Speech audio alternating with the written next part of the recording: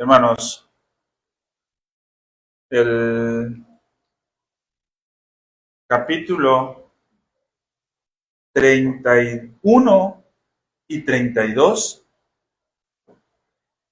tienen una relación, aunque toda la confesión, hermanos, los 32 capítulos tienen una relación muy íntima, pero específicamente, mis hermanos, el 31 y 32, si ustedes se han estado dando cuenta conforme lo hemos estado analizando,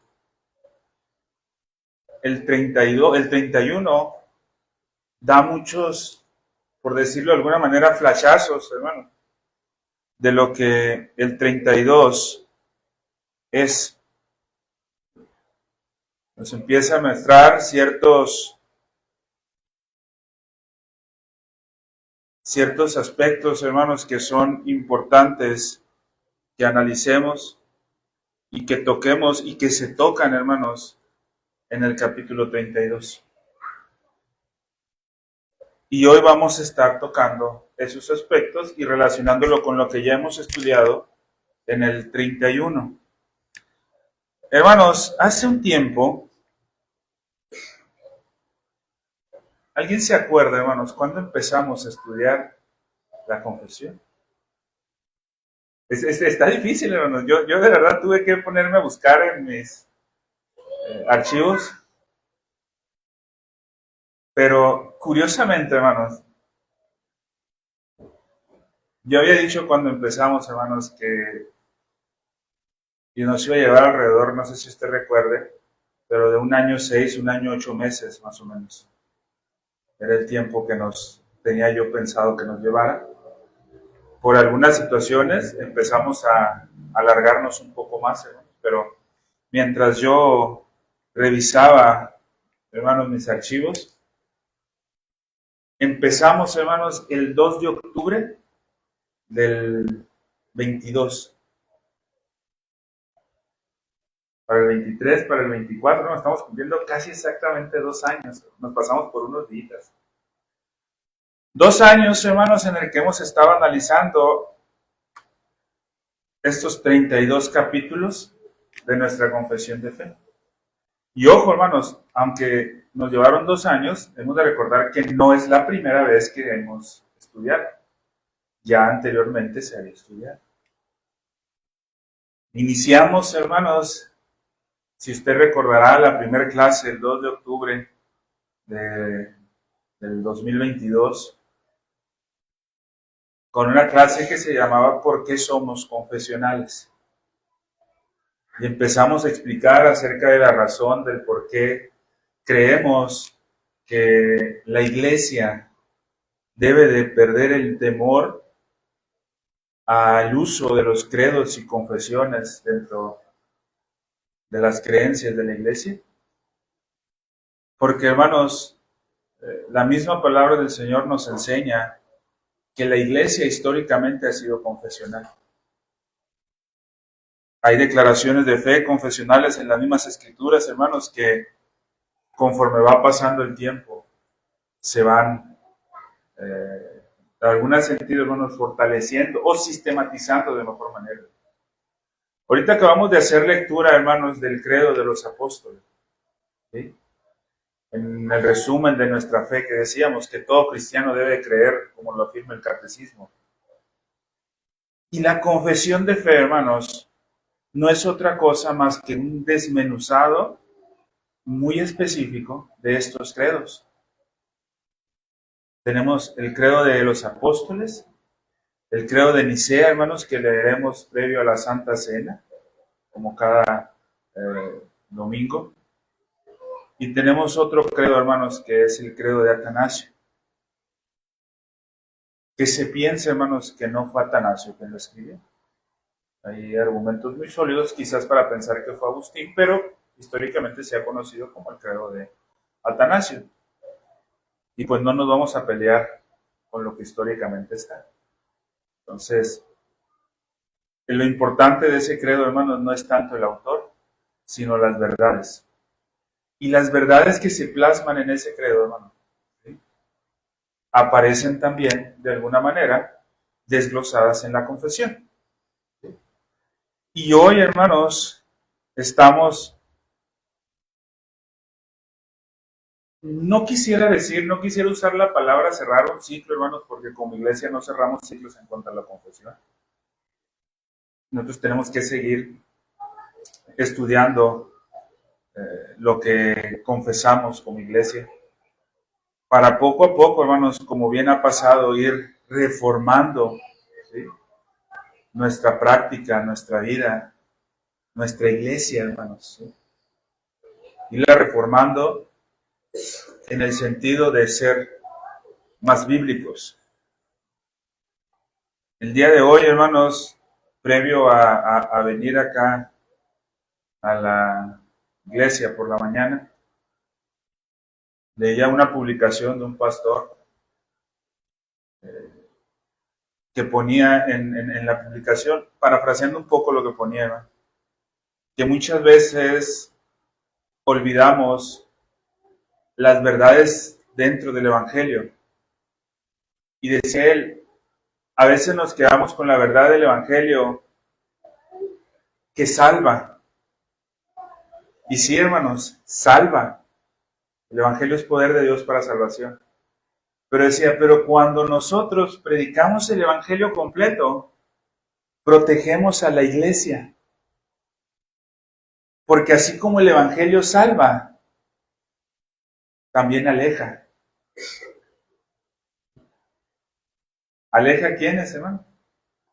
A quienes realmente no son convertidos, hermanos. Cuando se predica fielmente el Evangelio, cuando se predican las verdades, hermanos, el Evangelio abraza, salva, pero al mismo tiempo, hermanos, funciona como una especie de escudo que protege a la iglesia, hermanos. ¿Sí? Ahora, hermanos, entendiendo esas verdades, no quiere decir que nosotros vamos a tachar a quien por una u otra razón, hermanos, haya iniciado el proceso y no esté como no creyente. Eso no quiere decir, hermanos. Lo que quiere decir, hermanos, que mientras estemos confesando la verdad bíblica, ¿no?, y llevando una vida práctica de esto, estemos conscientes que pueden pasar muchas cosas. Porque de la misma manera, hermanos, como el Evangelio trae a los suyos desde las 4 puntos cardinales de la tierra a unirnos en un solo cuerpo, pues el mismo Evangelio, hermanos, es el que saca, hermanos, lo que no forma parte del cuerpo. Y el día de hoy, hermanos, vamos a estar tocando un aspecto, creo yo, sumamente importante, que es el juicio final. Hermanos, sumamente importante, ¿por qué? Sumamente importante, hermanos, porque se habla mucho del juicio final. Pero lamentablemente, hermanos, se entiende muy poco de la verdad detrás del juicio final. Pareciera, hermanos, que cuando hablamos del juicio final, esperamos más ver una producción de Hollywood antes de las verdades bíblicas planteadas en el Evangelio, en el juicio final en las Escrituras, hermanos. Pareciera que a veces esperamos más eventos fuera de lo común, ¿sí?, cosas sobrenaturales. Empezamos a ver guerras y todo esto y rápido decimos, es que la segunda venida del Señor Jesucristo está cerca. Hermanos, así no hubiera guerras y desastres, la venida de nuestro Señor Jesucristo puede estar cerca. En el momento que Él ascendió a los cielos, hermanos, su regreso estaba cerca. No vemos en las Escrituras, hermanos, al apóstol pensando, y los que estemos vivos en aquel tiempo. Él lo miraba cerquísima. ¿Pero qué pasaba, hermanos? ¿O qué ha pasado? Cerca de 2000 años. Y todavía, hermanos, nosotros tenemos que estar atentos, porque la segunda venida de nuestro Señor Jesucristo está cerca. Si hace de 2000 años estaba, o un poco menos de 2000 años, 1900 años, estaba cerca. Hoy está cerca. y mañana va a estar cerca. Y si el Señor lo quiere, dentro de 10 años también va a estar cerca. Porque es una verdad, hermanos, que nuestro Señor Jesucristo va a venir. El punto es, hermanos, ¿cómo vamos a estar cuando nuestro Señor Jesucristo venga? ¿Bajo qué condición nos vamos a presentar el día que nuestro Señor Jesucristo venga? ¿Tendremos o estaremos llenos de un conocimiento de su verdad? Y aquellos, hermanos, que quizás por el designio de Dios se adelante nuestra presencia delante del Señor Jesucristo por medio de la muerte, ¿tendremos también ese conocimiento en nuestra alma que nos va a poder presentar como obreros delante de Dios aprobados?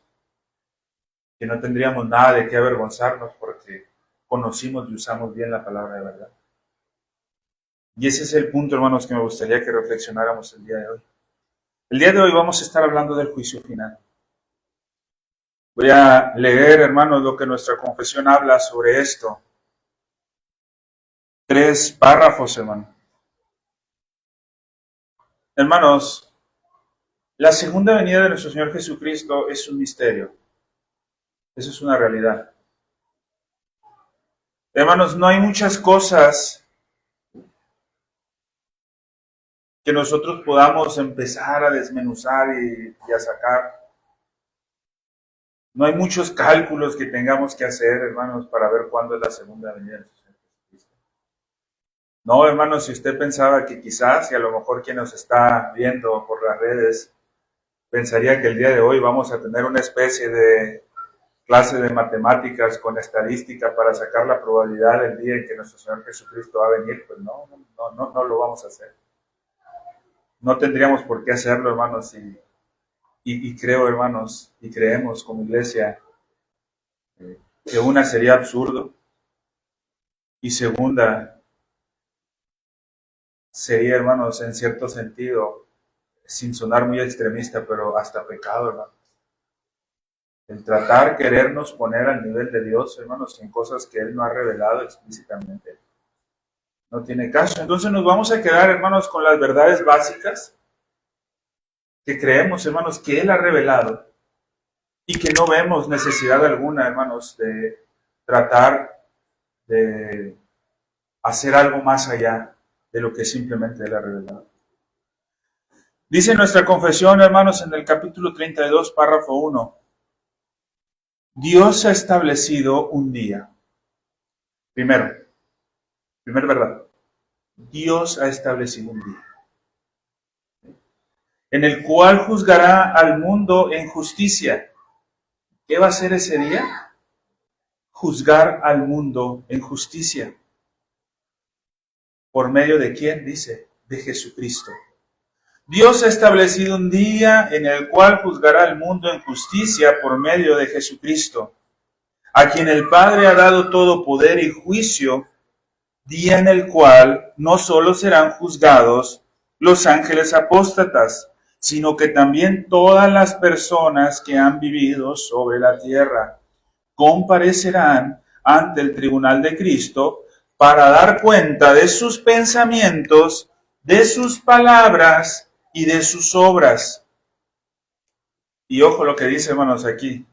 Y para ser recompensado de acuerdo con lo que hayan hecho, estando en el cuerpo, sea bueno o sea malo. Entonces, tenemos, hermanos, un día en el que nuestro Señor Jesucristo va a juzgar a todos los seres humanos que hayan existido hasta el tiempo de la segunda venida.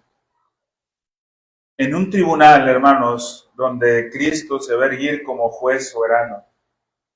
Y ojo, hermanos, tus pensamientos, tus palabras, mis palabras, tus obras y mis obras, así como las de todo el mundo, van a estar ahí para que sean y que seamos cada uno de nosotros recompensados según lo que hayamos hecho. ¿Todos van a tener recompensas? Sí, hermano. Pero algunos, hermanos, algo bueno y otros algo malo.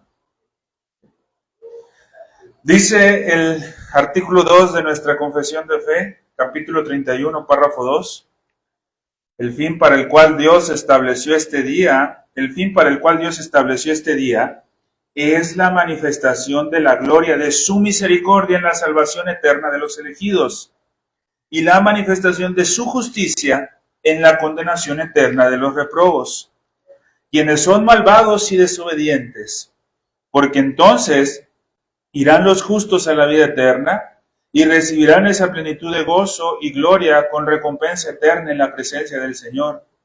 Pero los malvados, quienes no conocen a Dios, y ojo hermanos lo que dice aquí, ni obedecen el Evangelio de Jesucristo, serán arrojados en los tormentos eternos y sufrirán el castigo de eterna destrucción, excluidos de la presencia del Señor y de la gloria de su poder.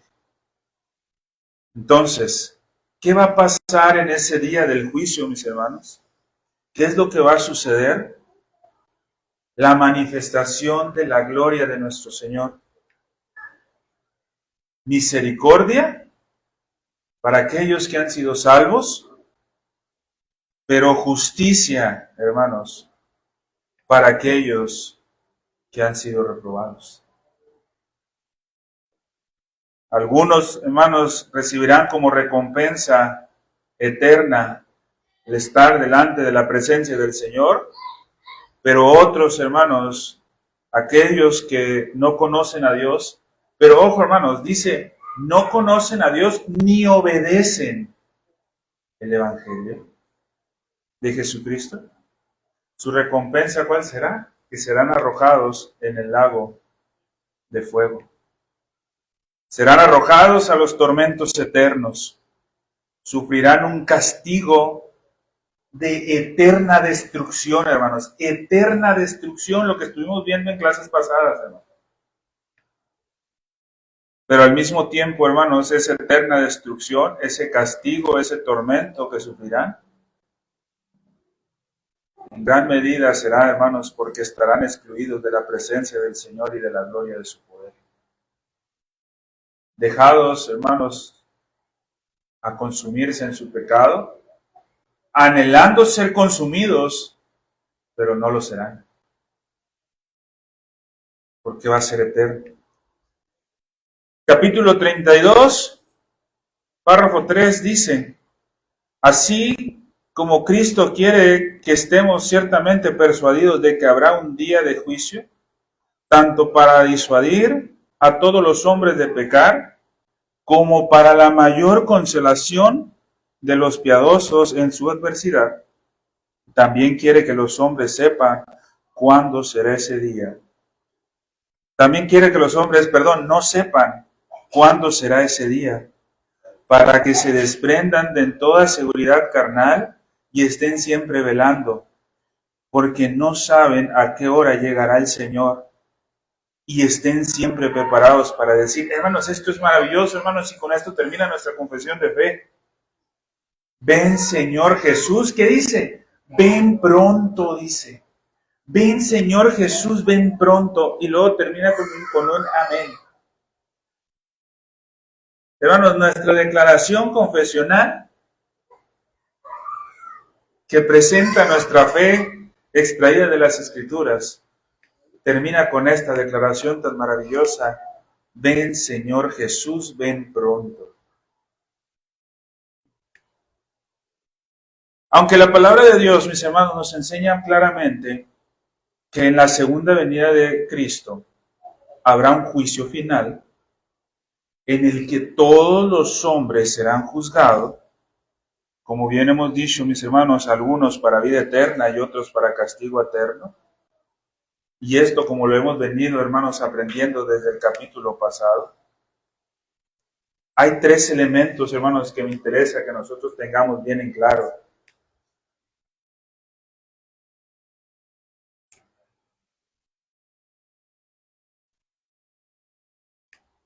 Primero, hermanos, ¿cuándo pasará esto? ¿En qué momento será esto?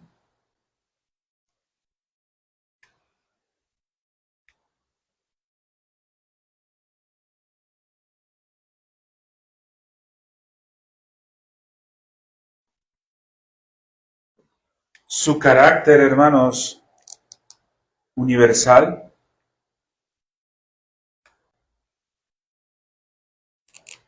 y los resultados que traerá esto, hermano.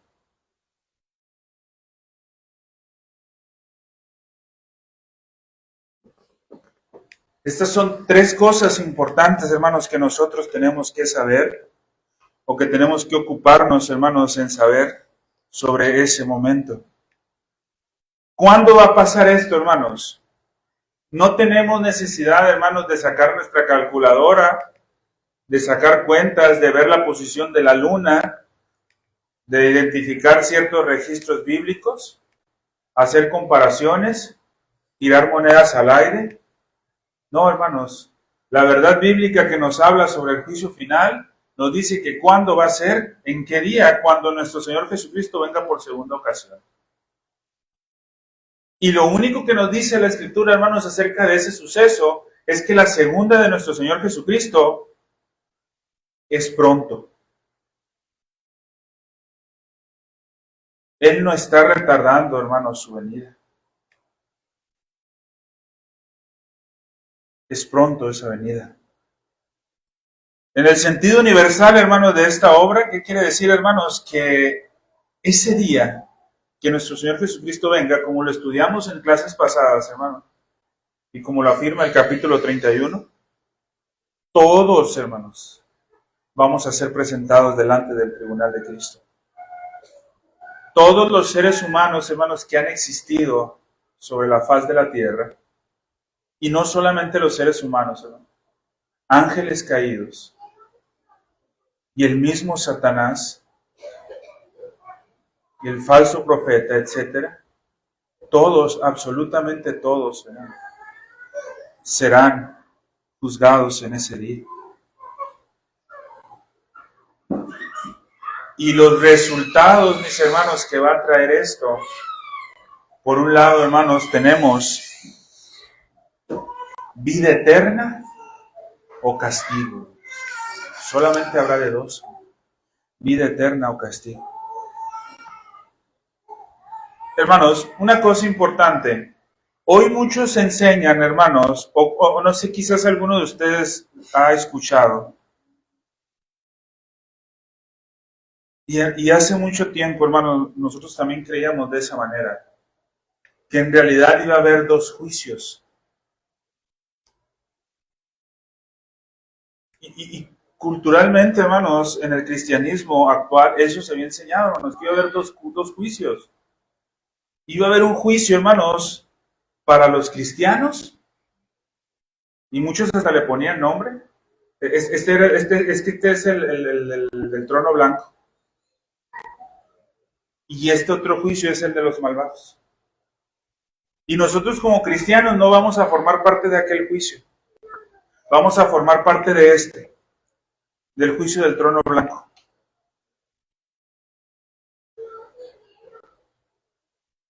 Pentecostés dice, debe observarse cuidadosamente que la cuestión aquí no es determinar si el que es juzgado es creyente o no. La cuestión de la salvación no está siendo considerada. Pentecostés, hermanos, uno de los hombres que más enseñó esta falsa enseñanza, hermano. La idea, hermanos, de que los cristianos iban a ser juzgados en el día del juicio final, en un tribunal aparte del que iban a ser juzgados los malvados, era porque decía, hermanos, que no se podía poner en duda la salvación.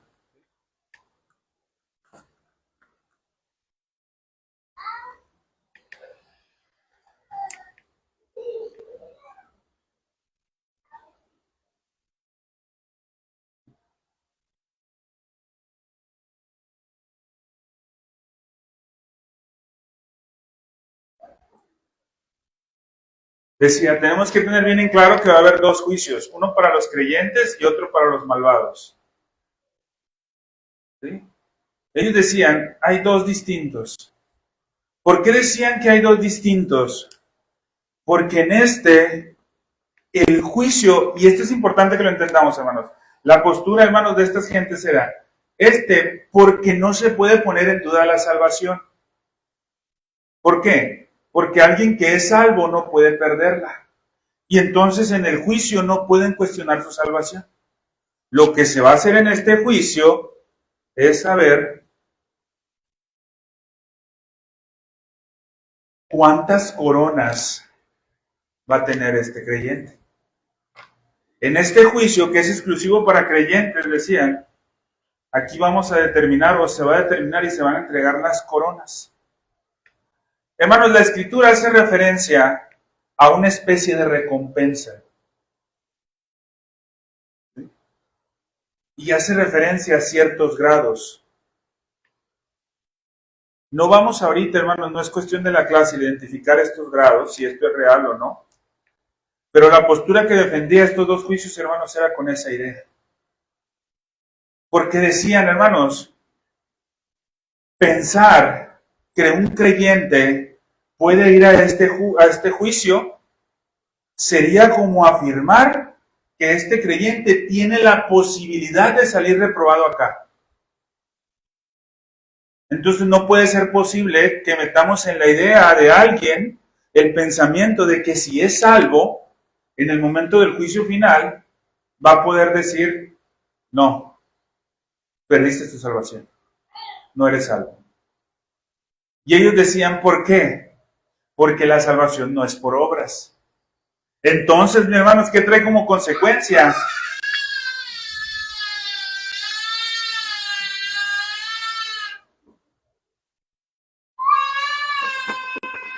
Hagas lo que hagas en este juicio, por la separación de juicio, hagas lo que hagas en tu vida, no vas a dejar de ser salvo. Ese era el pensamiento, hermanos. ¿Sí?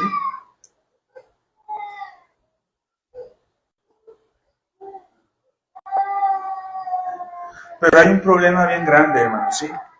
Estos decían, es que en este juicio del trono blanco, tus obras no van a ser probadas, porque tus obras no se evalúan.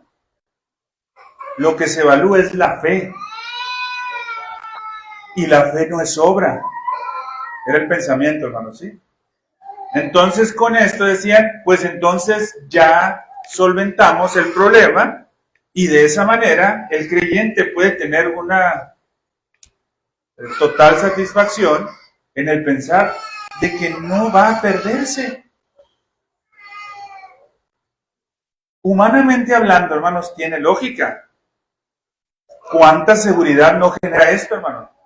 Hermanos, si yo ahorita me pongo a decirles, hermanos, ¿saben qué? Es que ninguno de ustedes se va a presentar delante del tribunal de Dios, delante del tribunal de Cristo, en el momento que dé su recompensa según lo que haya hecho. Ninguno de ustedes se va a presentar delante de él. ¿Qué pensamos? Ay, ya nos... Ya. No, ya esquivamos el juicio. No, hermano. Ninguno de los que estamos aquí vamos a esquivar el juicio de Dios. Nadie. Ojo, ni el pastor, hermano, por ser el pastor, también le va a tocar. Es más, hermanos, ni los apóstoles, ni los patriarcas, ni los profetas, ni María, como quizás muchos lo quisieran hacer ver, van a esquivar el día del juicio. Hermanos, aferrarnos a esta creencia nos lleva a tener muchos problemas. Recordemos que la Biblia se interpreta a sí misma, hermanos. Si nosotros pensáramos esto, ¿qué hacemos con todas aquellas enseñanzas donde la Biblia deja muy en claro que lo que está en juego el día del juicio son nuestras acciones, como lo acaba de decir en la confesión, hermanos? En el día del juicio, hermanos, nos van a juzgar según nuestras acciones. Y allí, hermanos, vamos a evidenciar si somos creyentes o no somos, hermanos. Esta parte es lo importante, hermano. Pero ¿qué pasa, hermanos? Para muchos el enseñar de aquí enfrente, hermanos, que va a haber un día en el que todos vamos a comparecer delante del tribunal de Cristo y seamos juzgados por nuestras obras, sean buenas o sean malas, y que seamos recompensados conforme lo que hemos hecho. Para muchos, hermanos, eso pudiera sonar muy legalista. Para muchos eso pudiera sonar como si fuera una salvación por obras. ¿Verdad, hermanos? Porque si yo les digo, hermanos, todos vamos a comparecer delante del tribunal. Todos vamos a comparecer el día final. Y vamos a ser juzgados conforme a nuestras obras. ¿Qué suena eso, hermano? Humanamente hablando, podría sonar como una salvación por obras. Híjole, ya me van a juzgar por mis obras. Hermano, y sí te van a juzgar por tus obras, hermano, sí nos van a juzgar por nuestras obras. Esa es una realidad, hermano. Pero eso no quiere decir, hermanos, que esta idea sea legalista o sea salvación por obras. No debemos de ignorar algunos aspectos fundamentales del Evangelio, hermano. Aunque la salvación, hermanos, no es por obras, y de eso, hermanos, estamos todos completamente seguros, y aquel que predique una salvación por obras, hermanos, que sea anatema, hermanos, que sea maldito, que sea expulsado de esta congregación. Sabemos, hermanos, que la salvación no es por obras, pero la realidad, hermanos, del Evangelio es que la finalidad de la salvación en tu vida y en mi vida es producir obras. Si la salvación en tu vida, hermanos, no produce obras, no está cumpliendo su finalidad. Hermanos, si tú crees que la obra de nuestro Dios no va a cumplir su finalidad en tu vida,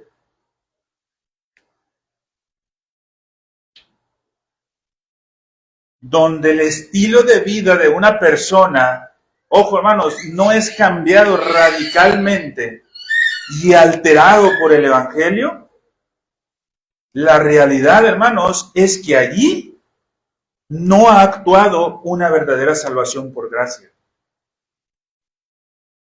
Esa es la realidad, hermanos. El juicio, hermanos, va a proceder sobre la base de nuestras acciones, pero porque nuestras acciones manifiestan nuestro carácter. Las acciones de cada uno de nosotros manifiestan nuestro carácter, hermanos. Es decir, lo que nosotros hacemos manifiesta nuestro ser, nuestro carácter, hermano. Y nuestro carácter manifiesta nuestra verdadera relación con Cristo. Tu carácter y mi carácter, hermanos, va a manifestar si realmente Cristo es tu prioridad en su vida. Hermanos, si tú no haces obras, no estoy predicando una salvación por obras. Estoy diciendo, mi hermano, que si tú no obras conforme a la fe que tienes, la realidad es que el carácter tuyo no ha sido moldeado al carácter de Cristo, porque no se está reflejando Cristo en tu vida. Y si Cristo no se está reflejando en tu vida, arrepiéntete hoy que es tiempo. Porque nuestro Señor Jesucristo viene pronto a juzgar por las obras que hemos hecho.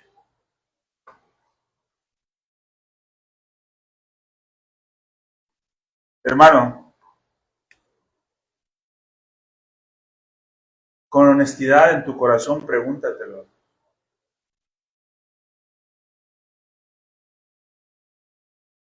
Ay, hoy domingo estoy muy cansado como para venir al culto en la tarde, pastor. ¿Me da permiso de descansar? Hermanos, si nos imaginamos a Cristo decir eso, entonces tendríamos quizás la oportunidad. Pero yo no me imagino a Cristo diciéndole al Padre, Padre, ese día ando algo cansado. Dame oportunidad de pecar este día. Y ya mañana nos ponemos a cuenta. No, hermanos, eso no reflejaba el carácter de Cristo, hermanos. El carácter de Cristo, hermanos, era manifestar su cristianismo las 24 horas del día, hermanos. Por esa razón, mis hermanos, nosotros tenemos que manifestar también el carácter de Cristo las 24 horas del día, con la pequeña diferencia, bueno, no pequeña, hermanos, con la enorme diferencia de que nosotros, hermanos, estamos en un proceso de santificación progresiva en nuestra vida y, hermanos, vamos a fallar, vamos a pecar. Pero, hermanos, ¿qué pasaba con Cristo, hermanos, cuando la tentación muchas veces se acercaba a Él? No sufría para... ¿Qué hacía, hermana? Clamaba al Padre. En algún sentido, hermanos, manifestaba. Hermanos, oraba, pasaba tiempo en oración, clamando a Dios. Hermanos, nuestro Señor Jesucristo se acordaba de Dios todos los días. ¿Manifestamos nuestro carácter en ese sentido? ¿Todos los días nos acordamos de Dios? ¿O nos acordamos únicamente, mis hermanos, cuando estamos necesitados? Cuando estamos pasando por una situación difícil. Pero cuando las cosas están bien en nuestra casa, ¿nos acordamos de Dios? Muchas veces, hermanos, lamentablemente pasa esto, hermanos. Muchas veces nos acordamos que somos cristianos cuando estamos pasando una dificultad.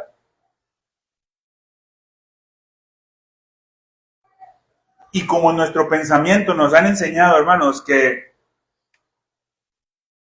Cristo no nos va a rechazar, que si vamos a Él nos va a recibir. Pero ¿y qué si el día del juicio final te dice, apártate de mí, hacedor de maldad, porque no te conozco?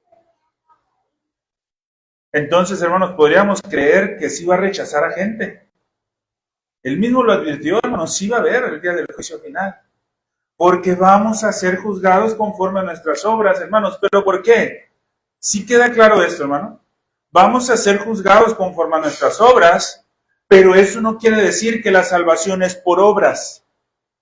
Lo que quiere decir, hermanos, es que la finalidad en nuestras vidas de la salvación es producir obras, las cuales nuestro Señor de antetiempo preparó para que nosotros anduviéramos en ellas.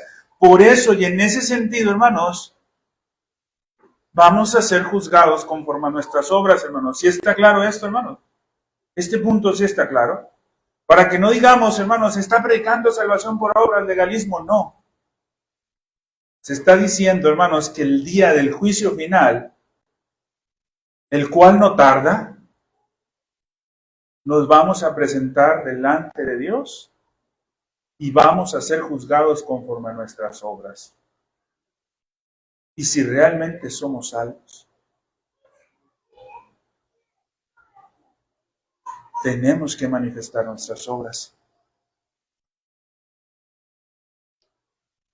Ahora, hermanos, para ir cerrando, hermanos, el cristiano, hermanos, esto le puede traer una tranquilidad. Oye, hermano, pero ¿cómo le puede traer una tranquilidad al cristiano si me estás diciendo que vamos a ser juzgados conforme a tus obras, conforme a nuestras obras? ¿Cómo esto puede traer una tranquilidad a mi vida? Hermano, ¿quién es salvo el que está aquí? Casi todos. Varios, hermanos, ¿verdad? Somos salvos. Y si yo les digo, hermanos, ¿somos salvos por qué, hermano? Exactamente, por la obra de Cristo. Por la obra de Cristo somos salvos. Y si decimos, hermanos, que la finalidad de la salvación en nuestra vida es producir obras, y yo digo que soy salvo, si realmente he puesto mi confianza, ¿tendré algo de qué preocuparme? Si no manifiesto esas obras, sí tendré mucho de qué preocuparme, hermano. Y vale más que nos empecemos a preocupar desde ahorita.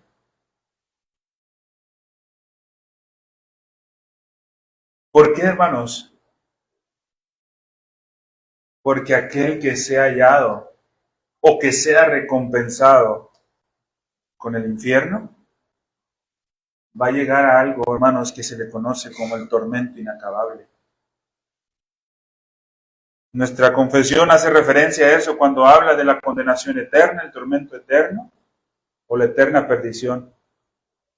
Mateo 18:8, hermanos, dice: por tanto, si vuestra mano o tu pie te es ocasión de caer, ojo lo que dice, hermanos, córtalo y échalo de ti. Mejor te es entrar en la vida cojo o manco que teniendo dos manos o dos pies ser echado, ¿a qué dice? Al fuego eterno. O sea, no solamente dice ser echado al fuego, hermano. ¿Por qué? Porque cuando una persona es echada al fuego, ¿qué pasa? Se quema, se consume, llega un punto en que se pierde y ya no sufre. Pero este es un fuego eterno, hermano. Este es un tormento que va a ser eterno. Apocalipsis 14, versículos 10 y 11 dice: Él también beberá del vino de la ira de Dios, que ha sido vaciado puro en el cáliz de su ira, y será atormentado con fuego y azufre delante de los santos ángeles y del Cordero. Y el humo de su tormento sube por los siglos de los siglos, y no tiene reposo de día ni de noche los que adoran a la bestia y a su imagen, ni nadie que reciba la marca de su nombre. No tiene reposo ni de día ni de noche. Es claro, hermanos, como hemos estudiado anteriormente, y este es un misterio, hermanos, bien tremendo, hermanos. ¿Sí? Es claro, como hemos estudiado en clases anteriores, que va a haber una resurrección, hermano. Y en esa resurrección, hermanos, van a resucitar todos, hermano.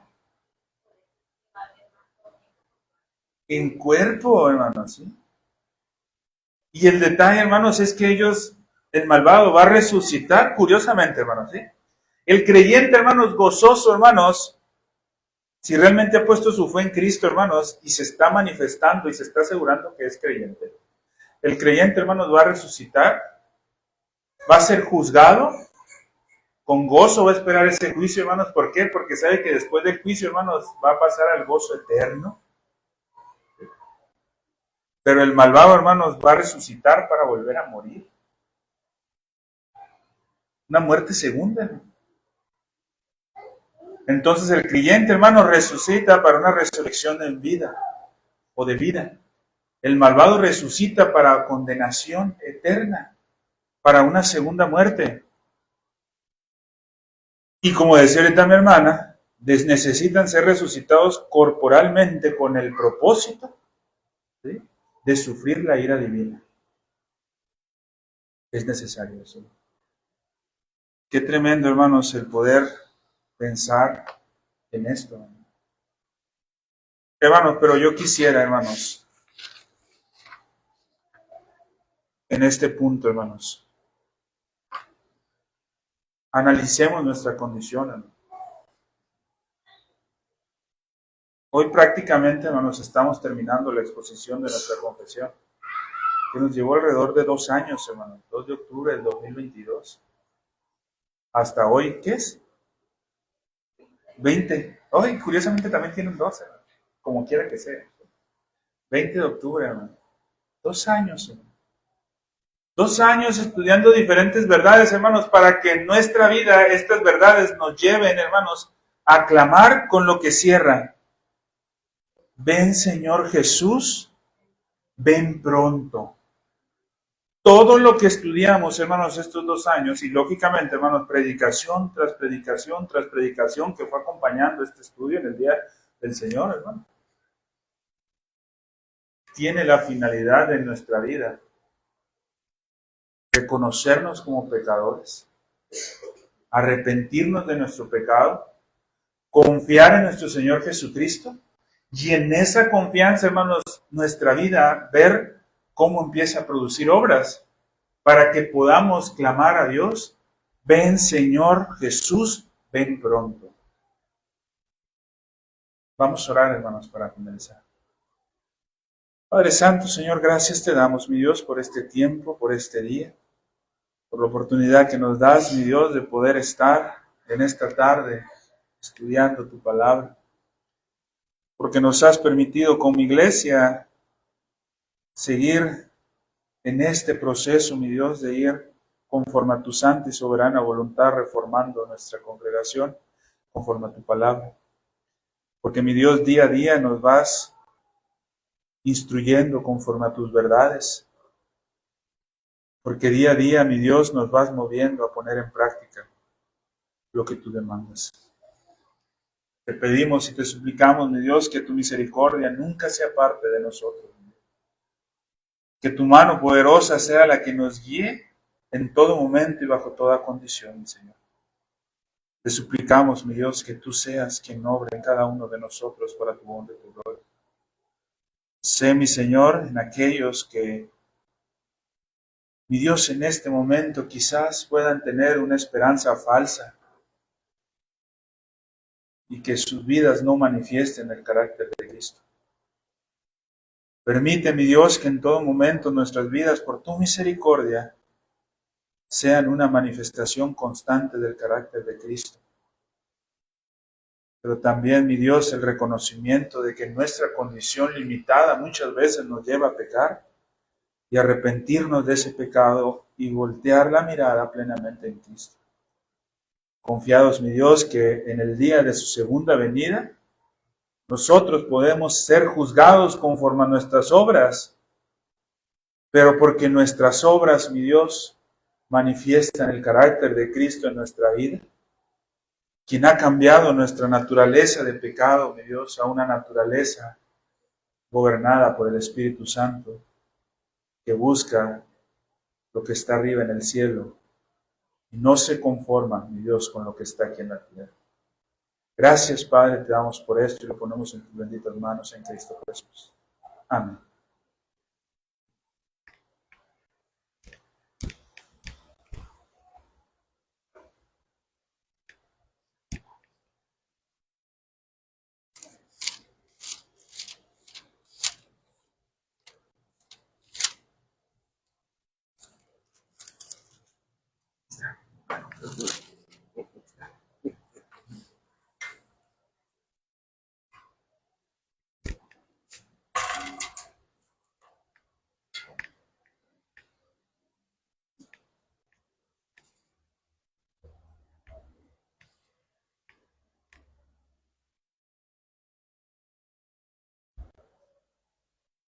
Hermanos, ahorita que se estaba tocando el tema del juicio final, dice la palabra que se ha establecido para los hombres morir una vez y después de esto el juicio. Cuando Pablo escribe a los hermanos tesalonicenses, según el capítulo 4, verso 13,